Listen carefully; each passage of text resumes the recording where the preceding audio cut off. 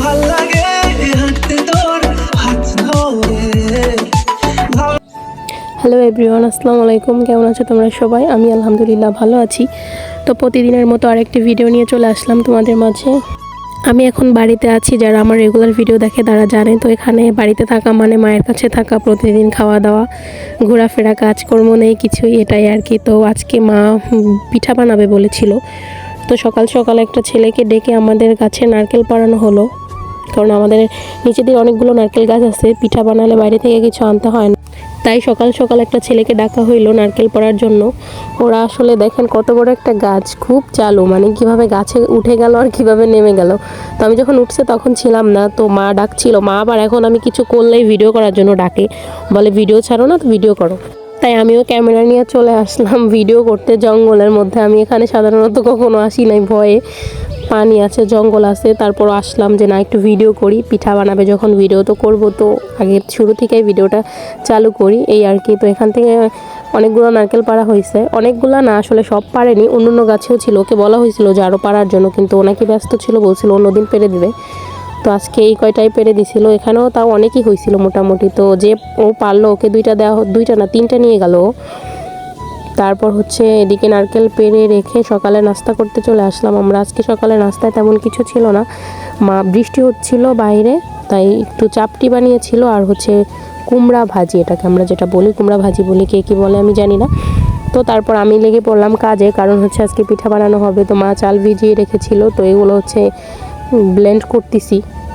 হামানে কোটা যায়, বাট হামান চালানোর মতো আমাদের ঘরে কেউ নেই, আর আমিও পারি না তেমন, আর মাও তো অসুস্থ, মা পারে না।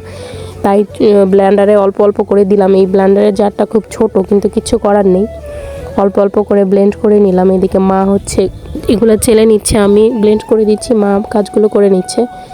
তারপর হচ্ছে নারকেল কুড়িয়ে নিল।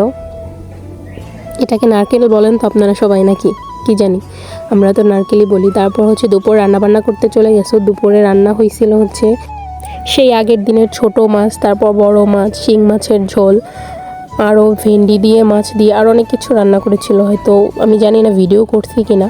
বাড়িতে আসলে আমাদের বাড়িতে মাছ একটু বেশি খাওয়া হয়, মানে মাছের আইটেম একটু বেশি হয়, 2-3 প্রকারের মাছ থাকেই প্রতিদিন, এরকম একটা অবস্থা। তো তারপর হচ্ছে পিঠা বানানো শুরু হয়ে গেল। এখানে হচ্ছে পিঠা বানানোর একটু তাড়া, কারণ হচ্ছে মা বাবা যখন হজে ছিল তখন হচ্ছে বড় কাকি, আমাদের যে বড় কাকি, সে আমাদের জন্য একটু তাল বড়া বানিয়ে পাঠিয়েছিল। মানে ওই তাল বড়াটা, আমি সাধারণত মিষ্টি পছন্দ করি না, এজন্য কোনো পিঠাও পছন্দ করি না, কিন্তু ওই তাল বড়াটা আমার কাছে এত মজা লেগেছিল, মানে বলার বাইরে, খুব ভাল লাগছিল। তো মা যখন বাড়িতে আসলো তখন মাকে আমি বলেছিলাম যে মা, কাকি বড়া বানিয়ে পাঠাইছিল, অনেক মজা হয়েছিল, ঠিক আছে।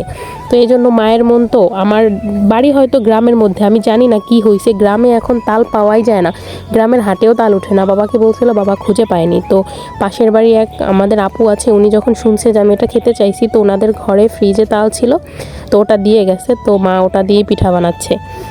মানে মায়ের মন তো বুঝতেই পারেন, আমি এমনিতেও মিষ্টি পছন্দ করি না, তার উপর নিজে মুখ দিয়ে বলছি যে ওটা ভালো লাগছে, বানাতে তো হবেই। যাই হোক, দেখতে দেখতে এইদিকে তালের বড়া বানানো হয়ে যাচ্ছে। তো যেই কাজ করুক না করুক, কাজের মধ্যে আমি তো একটু মাতুব্বরি করতে যাবই, তাই ভাবলাম মাকে বলছি দাও আমাকে, আমি একটু দেই। তো একেবারে ছোট ছোট হয়ে গেছে, আমার দেওয়াগুলো সুন্দর হয়নি, এগুলো আবার মা দিয়েছিল। তো সব মিলে পিঠাগুলো মজা হয়েছে, কিন্তু ওই কাকির হাতের বানানো পিঠাটা যে মজা হয়েছিল, ওইটা স্বাদ আর পাইনি। তাও ভালোই লাগছে, আমি খেয়েছি 2-3টা। তো যাই হোক, তারপর আবার মা যখন বলল যে পিঠা যখন বানাচ্ছি অন্য কিছুও বানাই, তো আমার ভাইয়া আবার ভাজা পিঠা পছন্দ করে। এটাকে আপনারা কি বলেন আমি জানি না, আমরা তেলে ভাজা পিঠা বলি বা ভাজা পিঠা বলি। তো এখানে কিছু তেলে ভাজা পিঠা বানানো হচ্ছে, অনেকগুলো পিঠাই বানানো হয়েছে।